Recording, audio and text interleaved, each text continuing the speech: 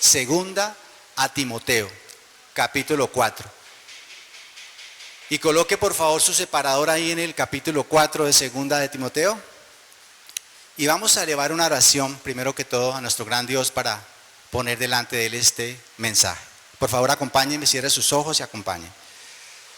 Amado Señor, estoy tan agradecido contigo, Señor, por ese amor infinito con que nos has amado a cada uno de tus hijos. En esta mañana recordamos esa expresión de amor a través de haber enviado a tu Hijo Jesucristo para dar su vida en la cruz, para redimirnos de nuestros pecados y para darnos el maravilloso regalo de la vida eterna.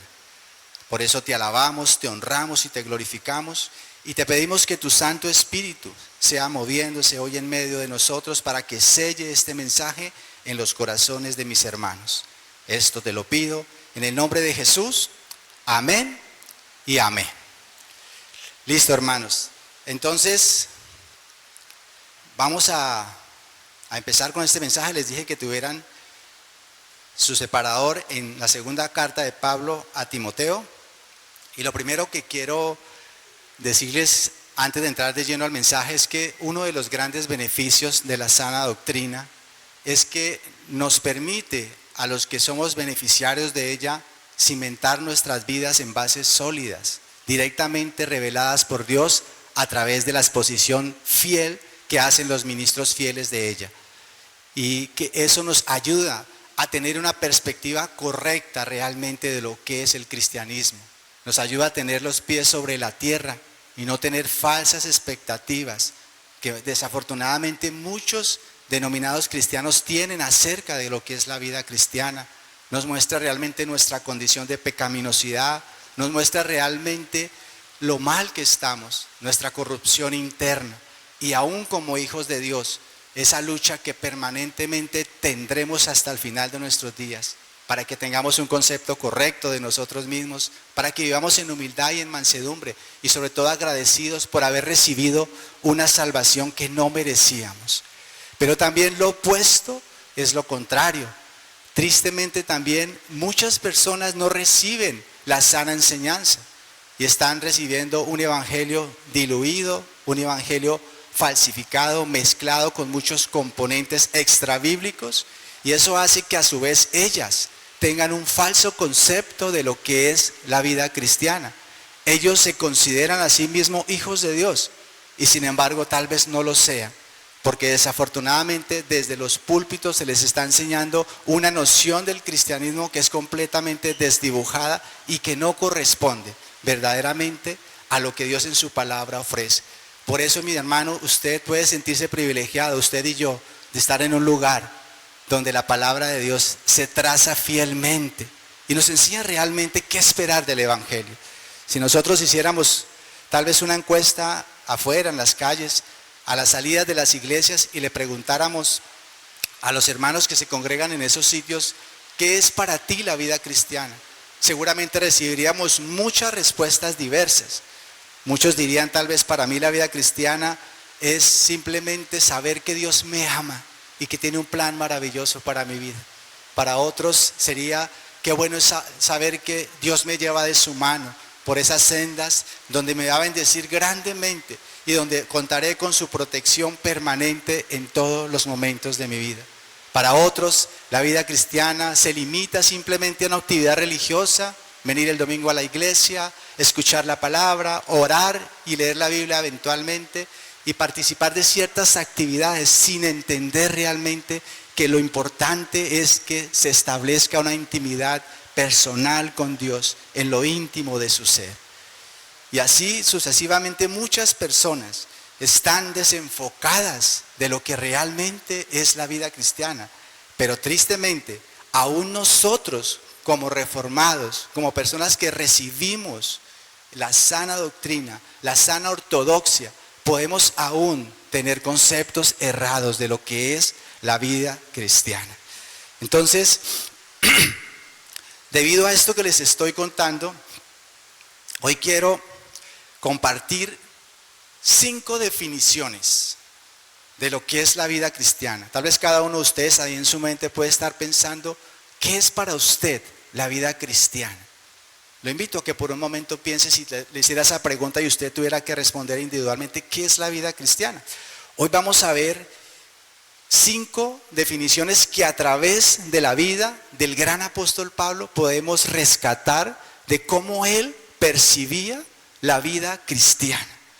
Y por eso he titulado este mensaje, Una vida digna de imitar. Y es que la realidad es que pocos hombres a lo largo de la historia del cristianismo alcanzaron un entendimiento tan claro y tan preciso de lo que era el verdadero significado de la vida cristiana. Él se esmeró de una manera impresionante desde que fue convertido hasta el final de su vida.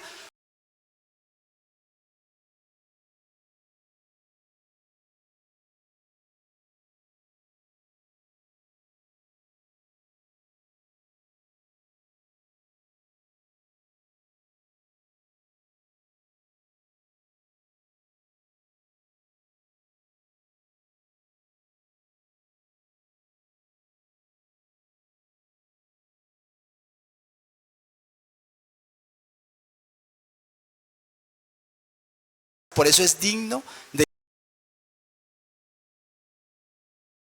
Ahí el separador de página en la segunda carta a Timoteo en el capítulo 4. Quiero que lea conmigo los versículos 6 al 8.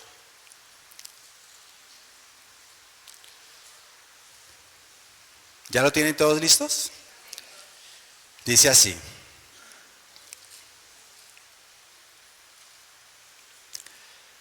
Porque yo ya estoy listo para ser sacrificado y el tiempo de mi partida está cercano. He peleado la buena batalla, he acabado la carrera, he guardado la fe. Por lo demás, me está guardada la corona de justicia, la cual me dará el Señor, juez justo, en aquel día. Y no solo a mí, sino también a todos los que aman su venida. Amén. Bueno, entonces, estos 5 puntos que extracté de estos 3 versículos, de estas palabras del gran apóstol Pablo, son los siguientes. La vida cristiana es una preparación para partir. Segundo, la vida cristiana es una guerra que enfrentar. Tercero, la vida cristiana es una carrera para finalizar. Cuarto, la vida cristiana es guardar la fe hasta el final. Y quinto y último punto, es vivir plenamente convencidos de la recompensa eterna. Esos son los 5 puntos que voy a compartirles en esta mañana. Y vamos rápidamente al primer punto. Vamos a leer nuevamente el versículo 6. Porque yo ya estoy para ser sacrificado y el tiempo de mi partida está cercano. Entonces, como les decía, el primer punto lo he denominado la vida cristiana. Es una preparación para partir.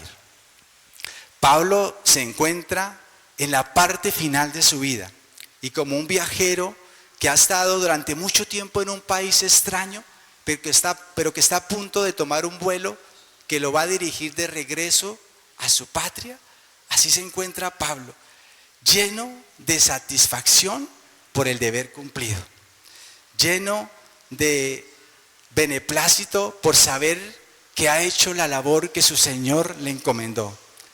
Ha sido alguien digno de haber sido llamado a cumplir un llamamiento, ese llamamiento sublime que Jesucristo le hizo muchos años atrás y que llevó a cabo hasta el final de su vida. No vemos a Pablo lamentándose por su partida, que hace obviamente referencia a su muerte. Pablo estaba a punto de morir. Pablo había comparecido ante Nerón y ya seguramente Nerón había dictado una sentencia contra él. Él sabía que sus días o tal vez sus horas estaban contados. Sin embargo, no encontramos ninguna señal de tristeza, de dolor o de lamento por esta realidad, como tal vez tendrían algunas personas que saben que están a punto de partir de este mundo. Y me preguntaba, mientras elaboraba este sermón, ¿qué sucedería si usted, mi hermano, o yo supiéramos que estamos prontos a partir de este mundo, ¿podríamos, como el apóstol Pablo, estar satisfechos de lo que hemos hecho con nuestra vida? ¿Podríamos sentirnos tranquilos de saber que desde que el Señor nos llamó a ser parte de su familia hasta este día, hemos llevado a cabo la labor que Él nos encomendó?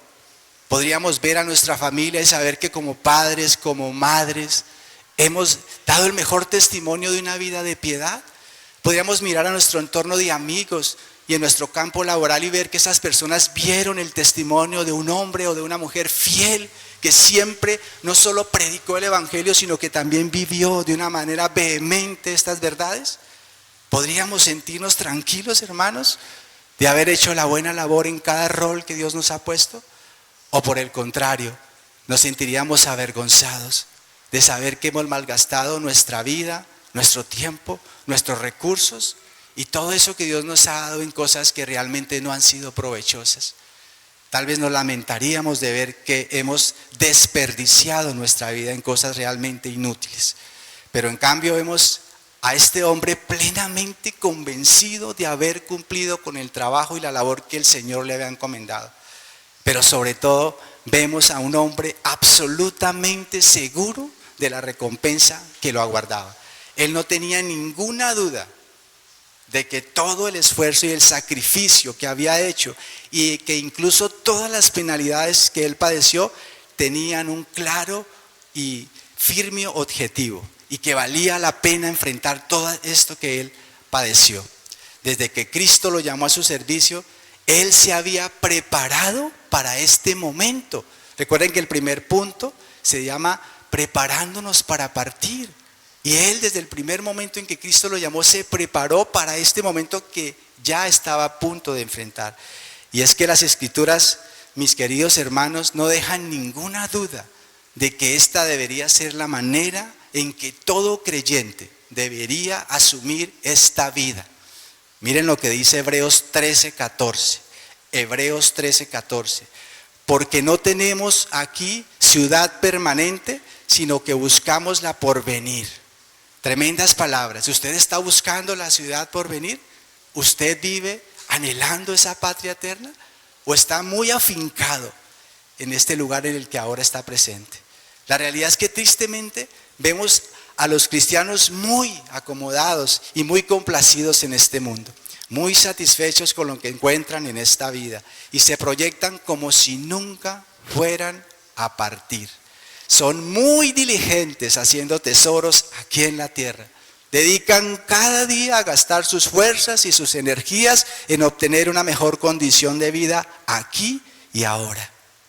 Simplemente ellos no desean ni quieren partir de este mundo. En otras palabras, ellos no se viven preparando para partir. Ellos no están preparados para partir. Pero alguno, hermano, tal vez de ustedes podría decirme, yo necesito ocuparme de todos los asuntos que tengo que enfrentar en esta vida como para estar pensando en irme. Yo tengo responsabilidades, tengo deudas que pagar, tengo unos hijos que criar y levantar, tengo una esposa que sostener, tengo muchos compromisos y si no trabajo, yo no me puedo dedicar a leer, a estudiar y a orar, porque con eso no me voy a sustentar. Pero no es a eso a lo que me refiero, mi hermano. Vemos por el contrario a Pablo dándonos ejemplo de ese equilibrio, pero de ese enfoque que él tenía especial en lo más importante. Cada día Pablo se preparaba para partir y lejos de esto alienarlo de la realidad y llevarlo a descuidar sus labores aquí en esta tierra, lo hacía más responsable. Él se ocupaba diligentemente de cumplir cada una de sus responsabilidades. Miren lo que dice Filipenses 2:23. Filipenses 2:23. Porque de ambas cosas estoy puesto en estrecho, teniendo deseo de partir y estar con Cristo, lo cual es muchísimo mejor, pero quedar en la carne, es decir, aquí en este cuerpo, es más necesario por causa de vosotros. Noten que Pablo estaba en estrecho, él no sabía qué era mejor, aunque aquí aclara que partir con Cristo era muchísimo mejor, porque estaba preparado para partir, siempre lo estuvo. Sin embargo, él decía que quedarse acá en este cuerpo era necesario por causa de sus hermanos. Hermanos, nosotros podemos vivir preparándonos y cada día vivirlo con intensidad, haciendo lo que Dios nos ha mandado a hacer en nuestra familia primeramente, como esposos, como miembros de una sociedad en la cual debemos de ser participantes activos del testimonio que Dios nos ha llamado a brindar y sin embargo estar preparados para aquel día. De hecho, Martín Lutero al respecto dijo estas palabras que nos brindan este balance. Martín Lutero dijo lo siguiente: vivamos como si el Señor viniera hoy mismo y preparémonos como si tardara mucho en venir.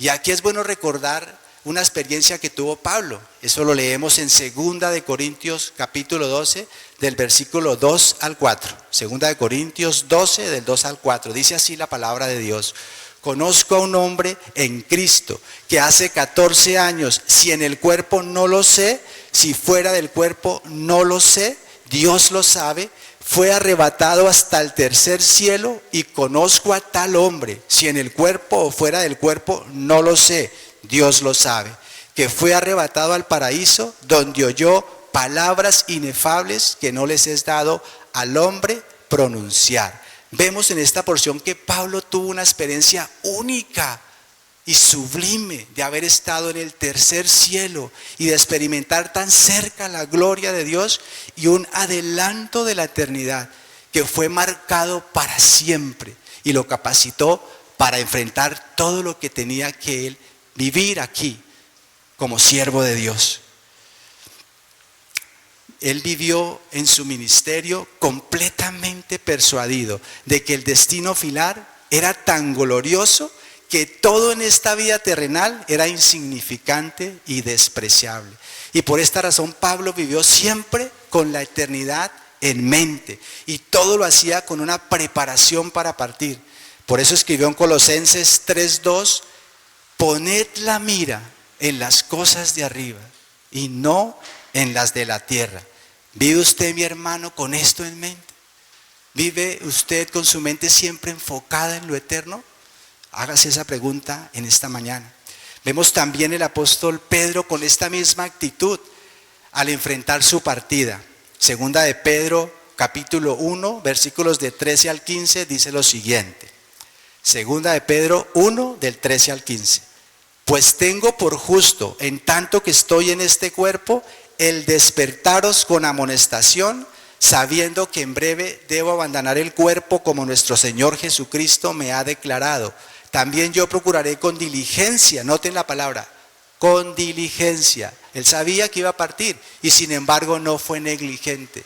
Al contrario, él procuró con diligencia que después de su partida ellos pudieran tener en todo momento memoria de estas cosas. Por eso él se esmeró por escribir esta segunda carta. Yo ya estoy para irme, como lo decía Pablo también. Y él, lejos de ocuparse en cosas superfluas, se enfocaba en dejar un legado para los hermanos que aún continuarían en esta batalla aquí en la tierra. Vamos al segundo punto. La vida cristiana es una guerra para enfrentar. Leamos 2 de Timoteo, en el capítulo 4, vamos a leer el versículo 7, la parte A. He peleado la buena batalla. Aquí Pablo en este versículo hace uso de algunas metáforas para ilustrar el significado de la vida cristiana. Y la primera es batalla.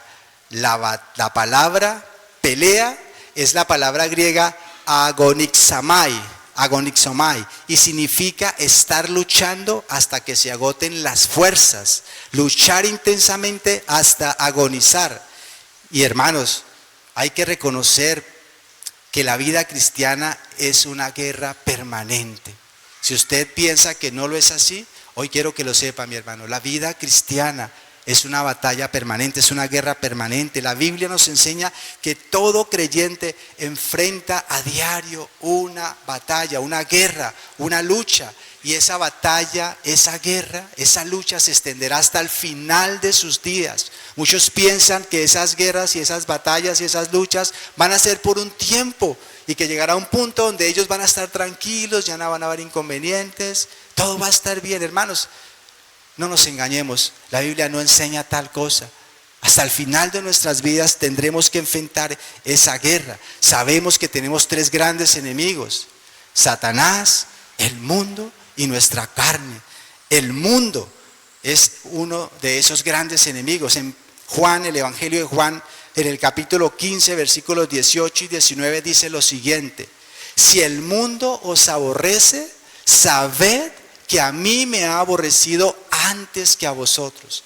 Si fuerais del mundo, el mundo amaría lo suyo, pero porque no sois del mundo, antes yo os elegí del mundo, por eso el mundo os aborrece. Aquí la palabra es muy clara y muy contundente. El mundo nos aborrecerá. ¿Saben por qué? Porque aborrecieron a Cristo. Por eso lo mataron y le crucificaron. ¿Y ustedes creen que si aborrecieron a Cristo, a nosotros nos amarán? Eso es imposible, mi hermano.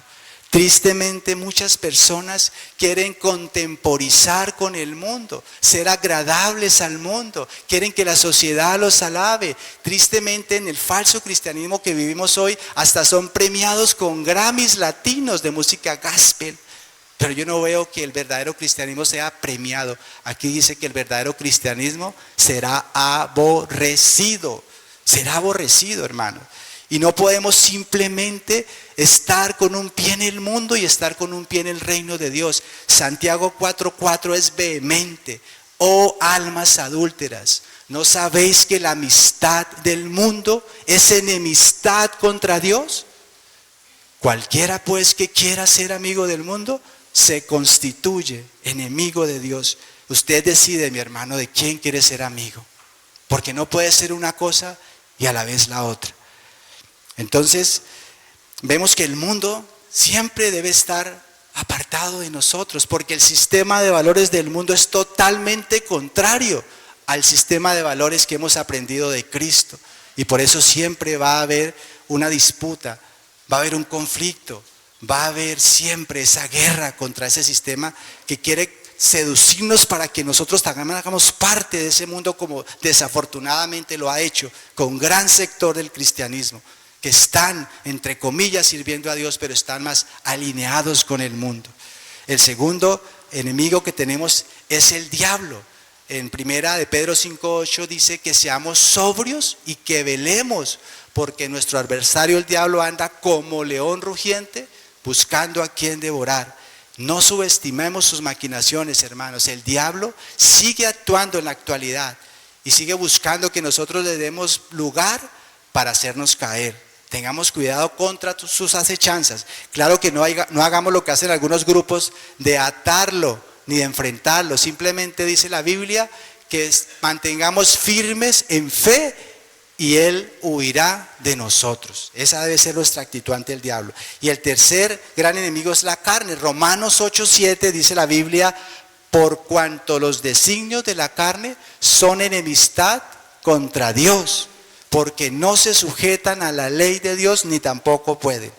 Ese desafortunado enemigo que habita y yace en nosotros, aún como cristianos, ahí estará siempre tratando de hacernos caer, hermano. Y muchos también cristianos han subestimado su naturaleza caída, ese remanente que aún está presente. Aunque Dios nos transformó, aún ha dejado un remanente ahí, tal vez como parte de ese propósito de santificación. Y nosotros no podemos descuidarnos. El apóstol Pablo era muy consciente de esta lucha que él enfrentaba. Tal vez siendo uno de los hombres más maduros de la fe, en el libro de Romanos, en el capítulo 7, si quiere búsquelo, Romanos capítulo 7, nos muestra esa lucha que él tenía contra su carne. Voy a leer desde el versículo 15 hasta el 20 de Romanos capítulo 7. Porque lo que hago no lo entiendo, pues no hago lo que quiero, sino lo que aborrezco, eso hago. Y si lo que no quiero, esto hago, apruebo que la ley es buena, de manera que ya no soy yo quien hace aquello, sino el pecado que mora en mí. Y yo sé que en mí, esto es, en mi carne, no mora el bien, porque el querer el bien está en mí, pero no el hacerlo. Porque no hago el bien que quiero, sino el mal que no quiero, eso hago. Y si hago lo que no quiero, ya no lo hago yo, sino el pecado que mora en mí. Espero que usted se haya identificado con estas palabras. Es la realidad que todos tenemos. Siempre vamos a tener esa lucha. Por eso estamos en una guerra permanente. Y sobre todo tal vez el más fiero de estos tres enemigos, debemos reconocerlo sinceramente, es nuestra carne. Porque los otros dos solamente se pueden aliar si nosotros dejamos que nuestra carne se alíe primero con ellos.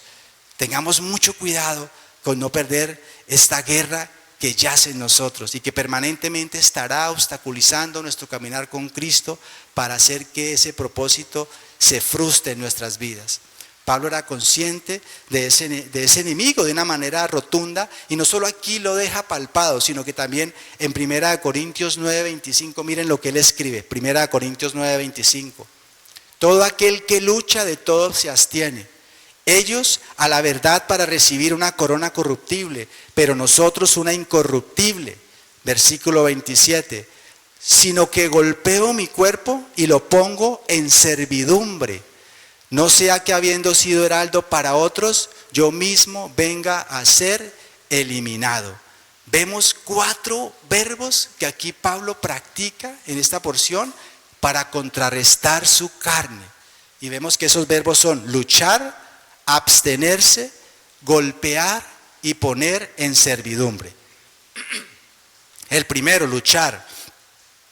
A propósito, 2 Timoteo 2, del 3 al 4, lo define así. 2 Timoteo 2, del 3 al 4. Tú pues sufre penalidades como buen soldado de Jesucristo. Ninguno, escuche, ninguno que milita, ahí está usando un lenguaje militar, ninguno que milita, estamos en guerra, recuerden, ninguno que milita se enreda en los negocios de la vida al fin de agradar a aquel que lo tomó por soldado. Entonces, si usted no sabía que estaba en guerra, hoy entérese, hermano, estamos en guerra y ninguno que milita se enreda en los negocios de la vida. El segundo verbo, abstenerse. Alguien que realmente quiere pelear esta guerra con firmeza y que mira la victoria como su objetivo, se abstiene. Él se abstenía. Hermano, tú tienes que abstenerte en este mundo de muchas cosas. Yo no sé, eso es algo personal que cada uno debe evaluar. Tal vez es una relación. Antes de conocer a Cristo, tal vez teníamos una gran amistad que desarrollamos en nuestra incredulidad. Y tal vez al día de hoy todavía la mantenemos. Y sabemos que esa persona se burla del Evangelio y no quiere saber de Dios. Y sin embargo nosotros todavía seguimos llamándolo a Él un gran amigo. Hermano, tal vez esa sea algo de lo que usted tiene que abstenerse. En la actualidad hay muchos distractores que nos apartan de esa batalla en la cual tenemos que estar enfocados. Las redes sociales, los celulares, hay tantas cosas. Y yo no me imagino un soldado chateando. Yo no me imagino un soldado frente a su enemigo con las armas apuntándole a él, pasando tiempo en TikTok o en Facebook. Hermano, tenemos que abstenernos de muchas cosas, porque no estamos acá para pasarla bien. Esto es una guerra, esto es una batalla. La vida cristiana no es fácil. Y si no estamos atentos a pelear esa buena batalla, vamos a caer, hermanos. Golpear, el tercer verbo. No nos podemos dar licencias. Él se golpeaba su cuerpo. Y no es algo literal. Él simplemente no se daba licencias a ciertas cosas, como tal vez usted se las está dando en la actualidad. Hermanos, nosotros tenemos que evaluar bien en qué participamos, qué actividades tenemos, cómo empleamos nuestro tiempo. Hay cosas que los incrédulos hacen que nosotros no nos podemos dar la licencia de hacer. Así de sencillo. Y el último verbo dice poner. En este caso, poner en servidumbre. Él colocaba su cuerpo y lo ponía al servicio de los intereses de Cristo y de su reino. Él no vivía para servirse a sí mismo, sino para servir a Cristo. Por eso Mateo 6:24 dice, ninguno puede servir a dos señores. Ninguno puede servir a dos señores. Evalúe, mi hermano, a quién usted le está sirviendo. El tercer punto, vamos al tercer punto. La vida cristiana es una carrera para finalizar. Leamos el versículo 7, parte B. He acabado la carrera. La segunda metáfora que usa Pablo para describir la vida cristiana es una carrera. Y miren lo que dice, vaya por un momento a Hechos 20:24. Hechos 20:24. Pero de ninguna cosa hago caso, ni estimo preciosa mi vida para mí mismo, con tal que acabe mi carrera con gozo y el ministerio que recibí del Señor Jesús para dar testimonio del Evangelio de la gracia de Dios. Alguien en cierta ocasión dijo, un evangelio sin cruz no es evangelio.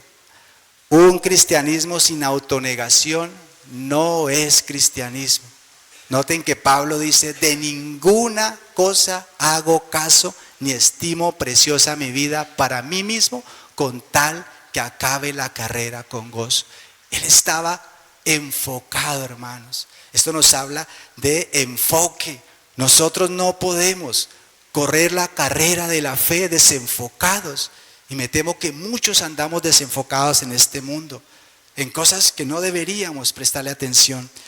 Analicemos, hermano, cómo es nuestra vida cristiana y cuáles son nuestras metas y nuestros objetivos. ¿A qué le estamos apuntando?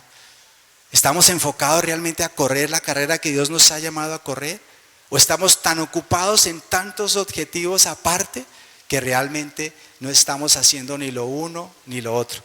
Hay un dicho popular por ahí que dice, el que mucho abarca, poco aprieta. Y me temo que eso nos puede estar sucediendo a algunos de nosotros. Miren, por ejemplo, la vida cristiana es una vida que debe estar enfocada hacia un galardón, como lo estamos viendo, hacia un objetivo. Y aún muchos cristianos que hacen parte del reino de Dios, siendo nacidos de nuevo, vemos que están pensando en tantas cosas, tratando de acomodar mucho su vida acá, que pierden ese objetivo. Por ejemplo, yo me temo mucho que sobre todo el Dios de este mundo más socorrido es el dinero. Y por ahí es donde yo veo que la mayoría de cristianos se está desenfocando. Porque apelamos a conceptos humanistas, a conceptos de nuestra propia carne y tratamos de justificar el tener una mejor vida, el tener mejores cosas, el comprar un mejor carro, el tener mejores metas financieras y alcanzarlas, y no nos damos cuenta que nos estamos desenfocando. Y por eso es que ese evangelio de la prosperidad es un desastre para el cristianismo, porque aparta a la gente, desenfoca de la gente de su verdadero objetivo. Por ejemplo, le voy a leer unos textos que son totalmente contrarios al evangelio de la prosperidad. Miren lo que dice Primera de Timoteo 6:8. Así que teniendo sustento y abrigo, estemos contentos con eso. La Biblia, lejos de promover la ambición o el salir adelante y el estar cada vez mejor, nos dice estas palabras sencillas. Teniendo sustento y abrigo, estemos contentos con eso. En Lucas 3:14 también miren lo que dice el texto. También le preguntaron unos soldados al Señor Jesucristo diciendo, ¿y nosotros qué haremos? Y les dijo, no hagáis extorsión a nadie, ni calumniéis, y contentaos con vuestro salario. Hermano, ¿usted se siente triste por el salario que gana? Hoy Dios le está hablando a su vida. Tal vez usted esperaba que hoy le dijera, Dios te dice que esa situación va a cambiar y que vas a ser grandemente prosperado. Eso es lo que van a escuchar muchos hermanos en muchas iglesias. Pero hoy la palabra te dice, contentaos con vuestro salario. Y por si esto fuera poco, miren lo que dice Isaías 5:8. Isaías 5:8. Ay de los que juntan casa a casa y añaden heredad a heredad hasta ocuparlo todo. ¿Habitaréis vosotros solos en medio de la tierra? Para los que tienen grandes sueños económicos y tienen una bonita casa pero están tristes porque quieren una mejor.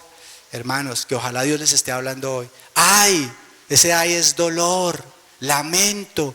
Ay de los que juntan casa a casa. Hermano, si usted ya tiene su casa, ¿qué tiene que estar afanándose por tener una mejor y eso? ¿Para dónde vas tú? ¿Para el reino de los cielos? ¿O cuál es tu objetivo acá? Pregúntate eso, mi hermano. Yo creo que necesitamos volver a ser un pueblo realmente piadoso, que nuestro tesoro esté puesto realmente en las cosas que valen la pena y no en las cosas que este mundo nos vende y que desafortunadamente nos hemos tragado al anzuelo y hemos caído también. Y estamos con un pie en el mundo y con un pie en las cosas de Dios. Entonces, hermanos, vemos que el enfoque es importante en la vida cristiana.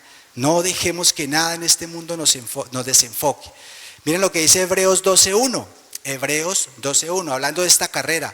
Por tanto, nosotros también teniendo en derredor nuestro tan grande nube de testigos, despojémonos de todo peso y del pecado que nos asedia y corramos con paciencia la carrera que tenemos por delante. Aquí nos dice el autor a los hebreos que nos despojemos de todo peso. Otra vez nos recalca la palabra de Dios. Hay muchos pesos que estamos llevando que no necesitamos llevar. Hay cosas que estamos haciendo que no necesitamos hacer. Hay actividades en las que estamos participando que no necesitamos participar. Cada uno de ustedes juzgue qué es eso que le está impidiendo correr la carrera que tiene por delante. Tenemos que evaluar realmente todo ese peso para quitarlo de nosotros. Dice el autor, y corramos con paciencia. Es interesante, ¿no? Pareciera una contradicción. Yo no puedo correr con paciencia, pero la vida cristiana, lo que extrato yo de esto es que es como una maratón. No se trata de llegar rápido. Lo importante no es cómo empezamos, sino cómo vamos a terminar. Seamos pacientes para correr esta carrera que tenemos por delante. Pablo era consciente de que la vida cristiana era una carrera. Y miren lo que dice en 1 Corintios 9:24. 1 Corintios 9:24. ¿No sabéis que los que corren en el estadio, todos a la verdad corren, pero uno solo se lleva el premio? Corred, este es el consejo del apóstol Pablo, corred de tal manera que lo obtengáis. Versículo 26. Así que yo de esta manera corro. ¿Cómo corría él? Para obtener ese premio. Dice más adelante, no como a la aventura, de esta manera peleo, no como quien golpea al aire. Él no corría para ver qué iba a pasar. Él corría con la meta y con la única opción de ser victorioso. Él no estaba pensando en que había una segunda posibilidad. Él corría para ser victorioso y nosotros tenemos que correr la carrera de la fe pensando en el objetivo, la meta final. Vamos al cuarto punto. La vida cristiana es guardar la fe hasta el final. Versículo 7 de 2 de Timoteo capítulo 4 en la parte C. He guardado la fe. La palabra guardar es la palabra griega tereo y significa preservar o mantenerlo sin que se altere el objeto de cuidado. Y por el contexto obviamente vemos que el objeto de cuidado es la fe, ¿correcto? Y la fe es la confianza y la fidelidad a Dios. O sea, si lo abordamos desde una manera subjetiva, podemos hablar de que Pablo siempre tuvo su confianza puesta en Dios y todo lo que hizo él confió plenamente en Dios, en su provisión, en su providencia, en su guía, en su respaldo, en su poder para llevar a cabo la labor que él le había encomendado. Pero también lo podemos ver desde una manera objetiva. El objeto sobre el cual descansa mi fe. Estamos hablando obviamente de la palabra de Dios, el conjunto de doctrinas de la palabra de Dios. Pablo fue siempre fiel al mensaje. Nunca lo alteró ni lo diluyó para hacerlo más agradable a sus oidores, como lo hacen muchas veces hoy en las iglesias. En Hechos 20:27 miren lo que dice. Hechos 20:27. Porque no he reoído anunciaros todo el consejo de Dios. Pablo no evitó predicar todo el consejo de Dios por duro que éste fuera, por desagradable que tal vez él pensara que fuera a ser a los que lo iban a escuchar. Él no se detuvo a pensar si tenía que agradar a Dios o agradar a los hombres. Él tenía claro. Por eso en Gálatas él escribe, pues busco ahora el favor de Dios o el favor de los hombres. Porque si todavía buscara el favor de los hombres no sería siervo de Dios. Él buscaba agradar a Dios y era fiel al mensaje. Ese era su objetivo. Pablo siempre manifestaba, no solo con su mensaje, sino con su vida, la fidelidad al mensaje, que es lo que muchas veces como cristianos no hacemos. Decimos creer en un conjunto de doctrinas, en unos mandamientos, en unos preceptos, y con nuestra vida negamos realmente que creamos eso que decimos creer.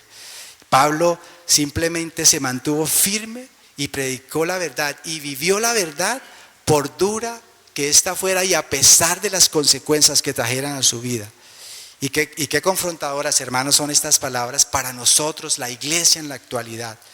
Nosotros hemos tratado de acomodarnos a esta sociedad en la que vivimos para que el mensaje del evangelio suene un poquito más agradable, menos ofensivo, menos belicoso. Y por eso muchos predicadores engañadamente han pensado que tenemos que de alguna manera mostrarnos de una manera diferente a lo que la palabra de Dios nos enseña. Pero Pablo jamás hizo esto. Pablo era un ejemplo de fidelidad para nosotros. Él se mantuvo firme hasta el final. Y lo interesante es lo siguiente, que él a través de esa fidelidad no obtuvo reconocimientos ni premios. Él obtuvo, por el contrario, muchos padecimientos. Voy a leer unos textos que aparecen en 2 de Corintios. Si quiere buscarlo, 2 de Corintios, capítulo 11. 2 de Corintios, capítulo 11. Voy a leer desde el 23 hasta el 28. 2 de Corintios 11, 23 hasta el 28. Son ministros de Cristo, como si estuviera loco hablo. Yo más. En trabajos más abundante, en azotes sin número, en cárceles más, en peligros de muerte muchas veces. De los judíos 5 veces he recibido 40 azotes menos 1.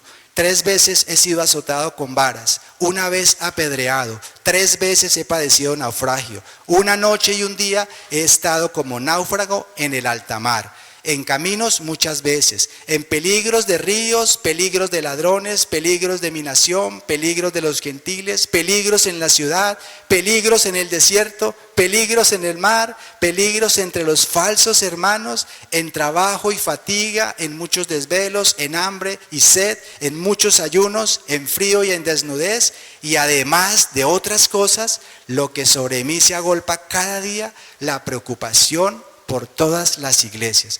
Estos son los créditos de un verdadero hombre de Dios, de un verdadero apóstol. Estos son los créditos de un hombre de Dios. Y miren que es la consecuencia de su fidelidad. Algunos piensan que por ser fiel a Dios, Dios nos va a guardar de tener que pasar por situaciones difíciles. Pero hoy aprendemos que eso no necesariamente va a ser así. Esta porción que acabo de leer nos brinda esa gran lección. No esperemos que por el hecho de ser fieles a Dios eso nos vaya a eximir de pasar grandes tribulaciones, porque no es lo que enseña la Escritura.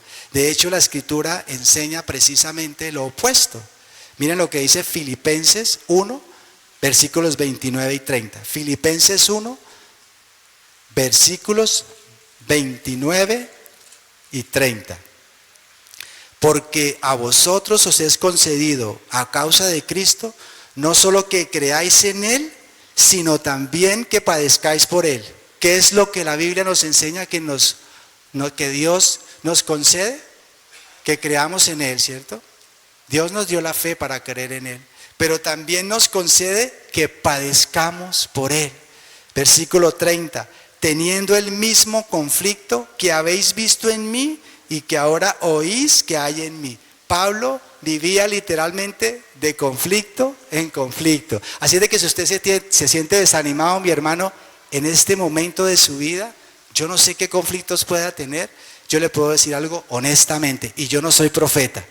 No se puede comparar lo que usted está viviendo con lo que el apóstol Pablo vivía. Así de que anímese, mi hermano, tome fuerzas y siga adelante, porque la vida cristiana, como lo vimos, es una guerra, es una carrera, y es guardar la fe hasta el final. Miren lo que dice también 2 de Timoteo 2, 11 y 12. Ahí un poco más adelante. 2 de Timoteo 2, versículos 11. 2 de Timoteo 2, versículos 11 y 12. Palabra fiel es esta: si somos muertos con Él, también viviremos con Él. Si sufrimos, también reinaremos con Él. ¿Cuántos quieren reinar con Él? Aquí dice si sufrimos, también reinaremos con Él. Si le negáramos, Él también nos negará. Romanos 8, 17, yo se los leo tranquilos, dice lo siguiente: y si hijos, también herederos. ¿Cuántos quieren ser herederos de Dios? Amén, ¿cierto? Y si hijos, también herederos, heredero de Dios y coherederos con Cristo. Hasta ahí todo va bien. Si es que padecemos juntamente con Él. ¿Está escuchando, mi hermano? Si es que padecemos juntamente con Él, para que juntamente con Él seamos glorificados. El problema con los cristianos es que queremos la gloria sin la cruz. Y Cristo está en la gloria porque primero tomó su cruz. ¿Está usted dispuesto a tomar su cruz? La cruz que Dios nos ha dado a cada uno. Segunda de Timoteo 3, versículo 12. Miren lo que dice segunda de Timoteo 3, 12. Y también todos los que quieren vivir piadosamente en Cristo Jesús padecerán persecución. ¿Cuántos quieren vivir piadosamente en Cristo Jesús? Aquí la Biblia dice que padecerán persecución. ¿Sabe por qué los cristianos en la actualidad no somos perseguidos y no padecemos este tipo de situaciones? Porque no queremos vivir piadosamente en Cristo Jesús. Eso es muy sencillo. Pero cada cristiano verdadero que quiere vivir piadosamente en Cristo Jesús, aquí la Biblia nos dice que padecerá persecución. Es inevitable si eres fiel. Hace aproximadamente 350 años, John Bunyan escribió tal vez la obra literaria cristiana más grande, de hecho más vendida después de la Biblia, creo, por ahí si no estoy equivocado, El progreso del peregrino. Tal vez es una de las obras más fieles a lo que es el llamamiento y nuestra vocación como hijos de Dios. Esta obra refleja el mensaje que hoy les estoy compartiendo, la guerra que es la vida cristiana, la carrera que es la vida cristiana, la fidelidad que hay que mantener, la negación que hay que tener a sí mismo, el despojarnos de todo. ¿Y sabe qué? Él estaba en la cárcel por ser fiel a ese mensaje. Interesantemente, hace 20 años Joel Osteen escribió un libro que se llamaba The Best Life Now, Nuestra Mejor Vida Ahora, y fue todo un bestseller, premiado y alabado este hombre por decir semejante blasfemia. Nuestra mejor vida ahora. Hermano, ¿usted cree que esta es nuestra mejor vida? ¿Sabe cuál es la única manera de que esta sea nuestra mejor vida?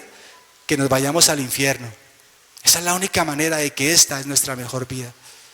Hermano, yo espero mi mejor vida, no acá. Yo no sé usted, mi hermano. Yo no sé usted, pero yo espero mi mejor vida allá. Amén. Yo espero mi mejor vida allá y eso es lo que me sostiene, hermano. Pero todas estas penalidades que tuvo Pablo, este sufrimiento, todas estas difíciles circunstancias que atravesó, no eran un sinsentido para Pablo, todo lo contrario. Él estaba plenamente consciente de que el premio que recibiría era tan glorioso y sublime que efectivamente valía la pena sufrir todas estas cosas. Por eso es que en Romanos 8, 18 escribió lo siguiente: pues tengo por cierto que las aflicciones del tiempo presente no son comparables con la gloria venidera que en nosotros ha de manifestarse. Él tenía esa certeza que esa gloria se iba a manifestar en su vida. Y tenemos que tener esa certeza, mi hermano. Y esto nos lleva al último punto. La vida cristiana es vivir plenamente convencidos de la recompensa eterna. Versículo 8. Versículo 8 de 2 de Timoteo 4. Por lo demás me está guardada la corona de justicia, la cual me dará el Señor juez justo en aquel día, y no solo a mí, sino también a todos los que aman su venida.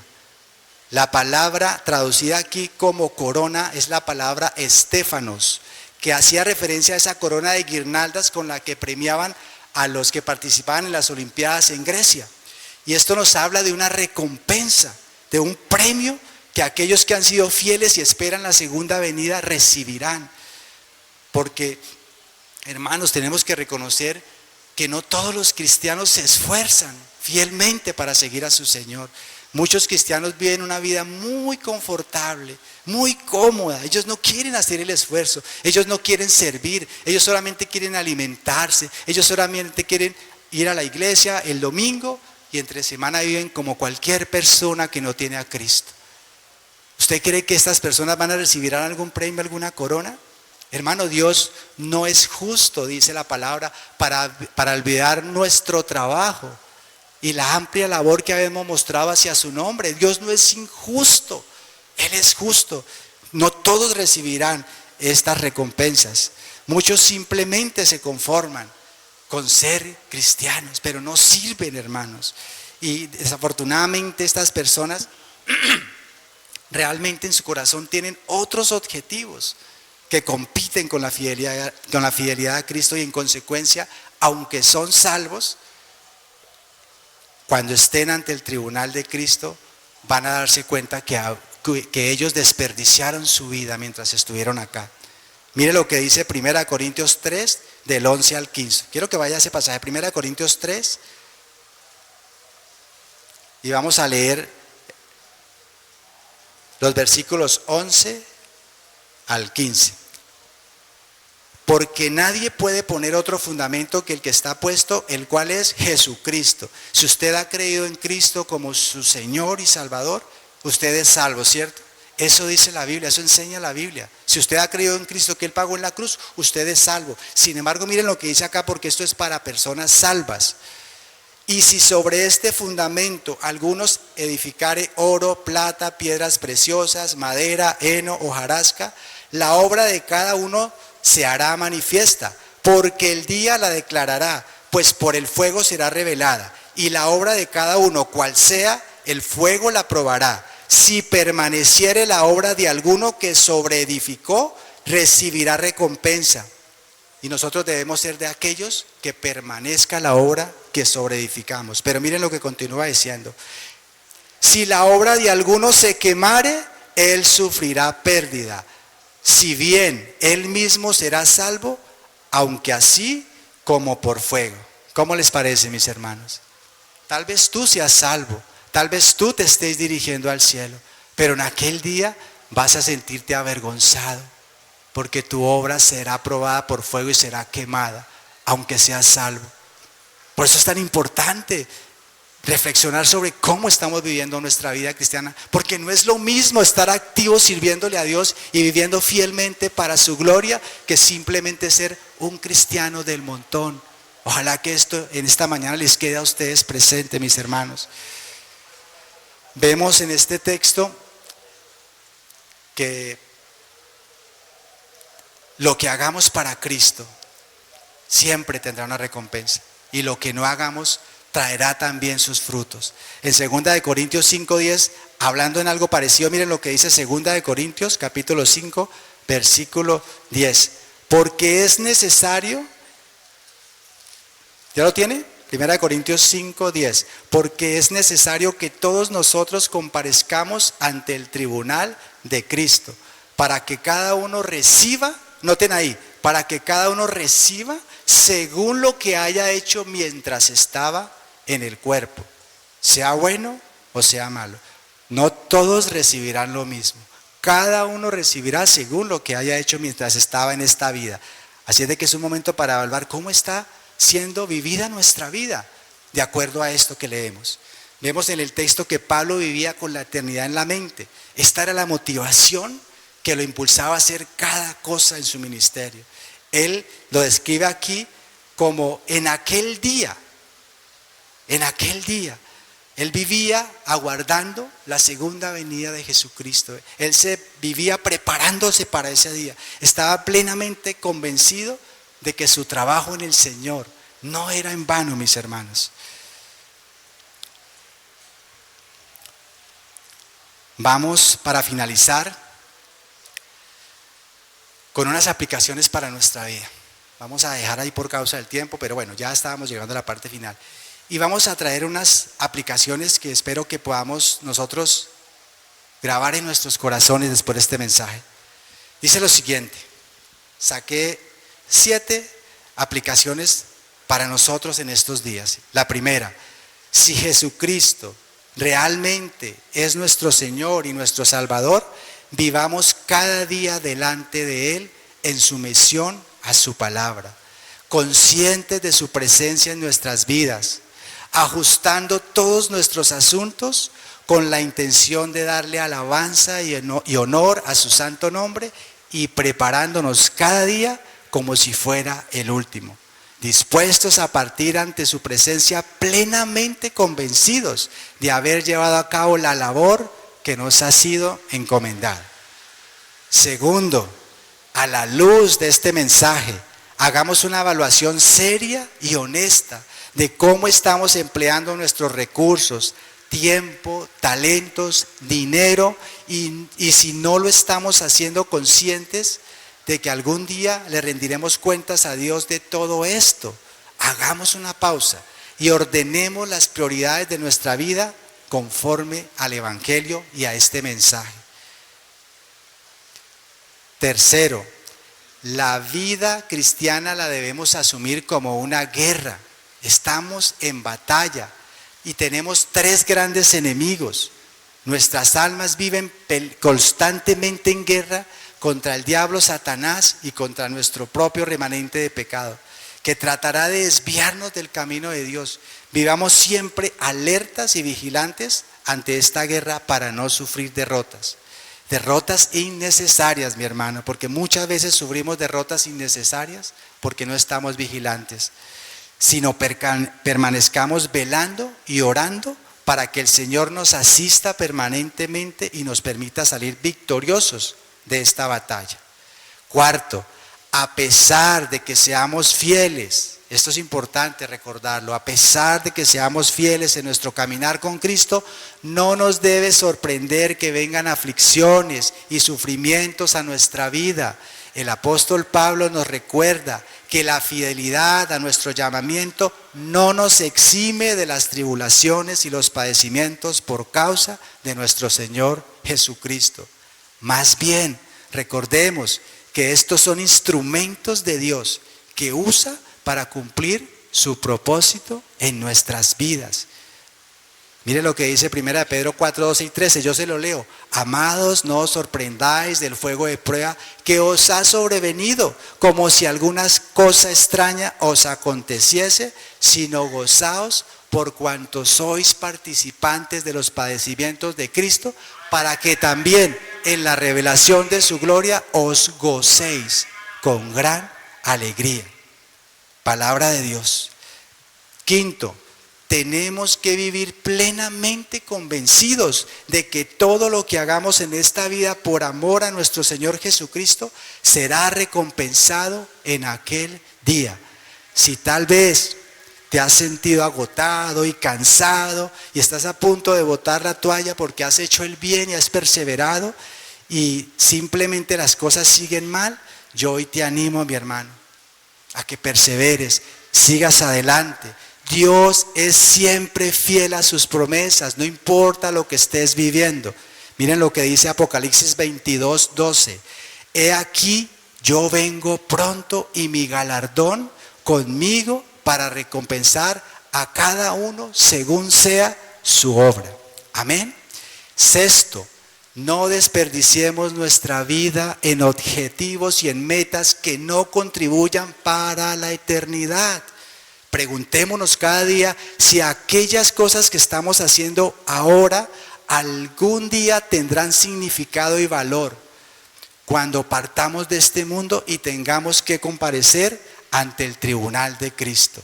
Séptimo, no esperes recibir recompensas en la eternidad, escuche esto, y a la vez pretender disfrutar de lo mejor ahora en esta vida.